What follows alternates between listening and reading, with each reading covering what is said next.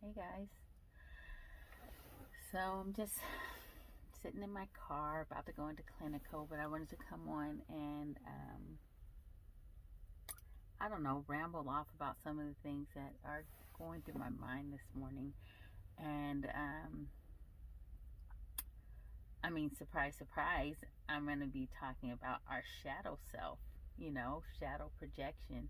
I'm probably going to start this and then do a continuation onto my podcast about shadow work. And you guys are probably like, oh, but you already spoke about shadow work. Yeah, I did, but there's so many layers to shadow work. I think it's important to really understand all of it and understand why it's important. To do some thorough shadow work and understand what the shadow self is and understand what shadow projection is, right? And so our shadow self,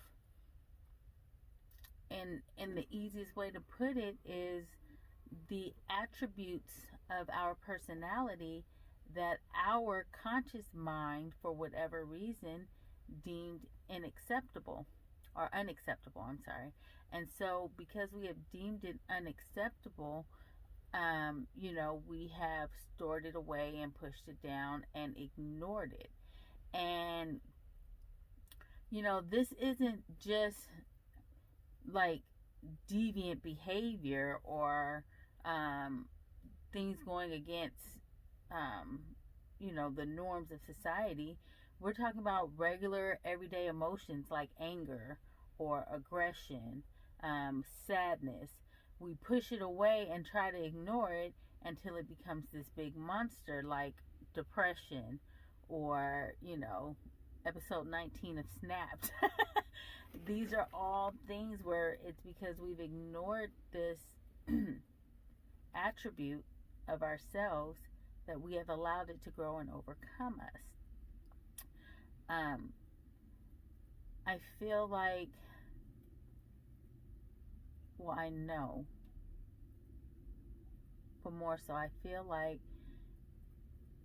for you to deny your shadow self is to deny aspects of your own personality.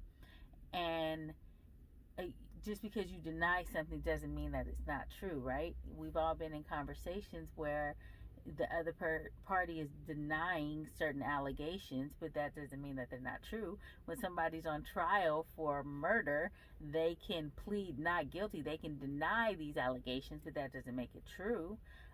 It's just a denial. And so sometimes we can be so blinded by our own denial that we adopt this ego, right?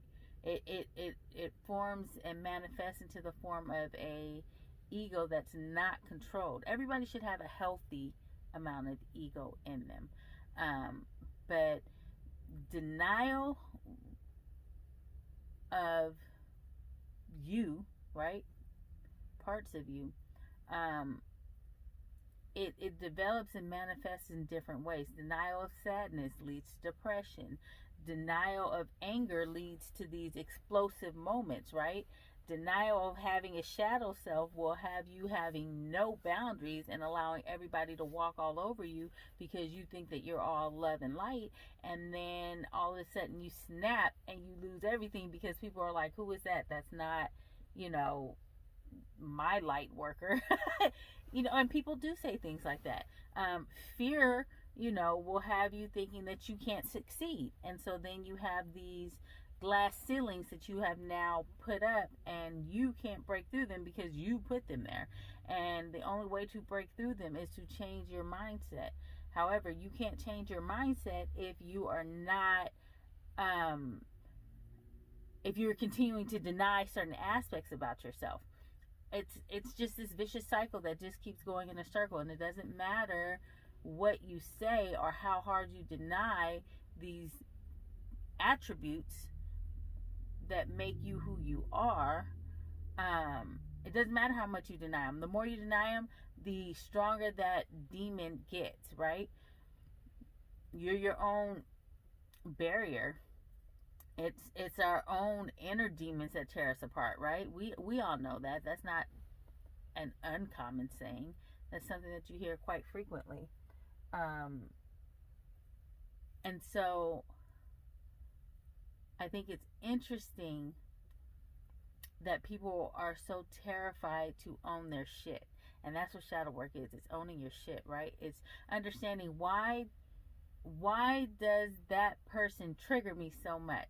Generally, it's because there's certain aspects of you, of your shadow self, right? Your repressed self that you see in that person. So maybe that person is very outgoing and very talkative and very social. And for you, it's like, oh my God, she talks too much. She's so fucking irritating. Well, really, that's your shadow self. It could be your shadow self projecting because you wish you could be more social. You wish that you had a certain way with words or charisma. You wish you were more charismatic. There's certain attributes that speak highly to your shadow self when they are triggered because you see it in somebody else. I think that, and that's why I always tell my clients, it's very, very, very, very, very, very, very, very important for you guys to journal. Because we don't necessarily always understand everything as it happens, but you can look back on it and it'll give your mind a moment to let it play out. It'll also provide you clarity, especially if you journal on your day's events before bed. It helps your brain process it, so now in your mind when you're asleep, it can be at ease and not try to digest the information from the day. And that way, if you're receiving your channeled messages, you'll get it through your dreams. I know that there was something else that I wanted to say in regards to our shadow self, but for some reason Spirit threw it out the forefront of my brain, so he must want me to save it for my podcast. I don't know. But yeah, it's important. And you guys, this is really where you find, it's really where you find your power, your personal power. You find it in your shadow self because it allows you to own it, right? Everybody claims to be a light worker. That's like the trend, I think, to be a light worker. I call myself a shadow worker, and when I do my transformational coaching or my spiritual coaching, I really do specialize in shadow work and law of attraction, because really those two things go hand in hand, and you can't really have law of attraction without shadow work, because you can ask for things all you want, but if your mind, you keep telling yourself you're never going to get it, then you're not going to get it. And it's through shadow work that you understand why you keep telling your mind that you're not going to get it, and then you stop that behavior, you change that behavior. But the truth lies in the shadows. And it's not even as scary as one might think it is, you know. We're always afraid of the dark, and really it's nothing in there. There's nothing to be in there. You have to go through the dark hallway to get to the switch, you know, to turn the light on. That enlightenment. You have to go through that dark hallway to flip that switch that's on the other side of the wall to pure enlightenment. So, I mean, y'all can keep your light workers. I'm going to continue with my shadow worker theme and really do my best to try to help everybody along on their journey, because you can skip the shadow work if you want. You know, who am I? But I'll see you back here in about 7 years. Because you're going to come back and do it. Because you can't skip it. You can only go so far without shadow work, without owning your shit, without understanding. Shadow work helps you to understand you. It understands who you are. You know what I'm saying? Here's the thing. without doing shadow work, we allow other people to really have control over our emotions. They dictate it, because once we lose our shit when we're triggered, we have now given them our personal power. That was our personal power, and we handed it over to them because we allowed them to not only, and manipulators are so good at this, recognize our triggers but use them against us. Here's the thing though, people cannot do to you what you don't allow them to do. Same with your energy. You have to allow them to have space in your energy vortex.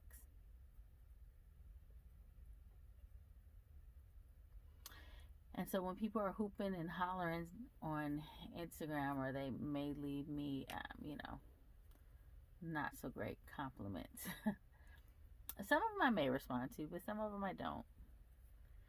Just because I can tell when somebody is just looking for a place to dump their energy. And I gave up being a energy graveyard or fucking dump site years ago.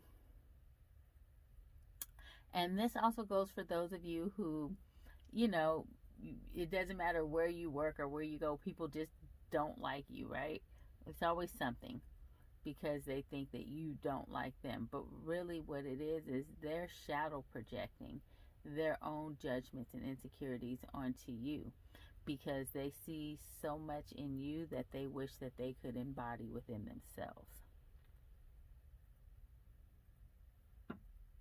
And that's just that. And so when you understand that concept, it's like, is it really worth your energy to battle certain people? No, because that's what they're looking for. There are more than one ways to bully people. And a lot of times people think, you have to be loud and aggressive to be a bully. No, you don't. You can be very passive and be a bully. There are plenty of bullies elsewhere, and they always give, the person that speaks up the bad rap. But it's because I speak so clearly. It's because I'm very, distinct in what I am, in the message that I am trying to relay, that you think that I am the aggressor. No. So just look at it that way. What's worth your time and what's not. Anywho, I actually kind of went over, and I'm gonna be walking into clinic a minute late, so I gotta go, guys. But I will continue this later, and we will also talk about the importance of the word no, and also what it means. People totally don't get it right. When people say love conquers all, I really want to dive into that, because people don't truly, in my opinion, understand what that means exactly.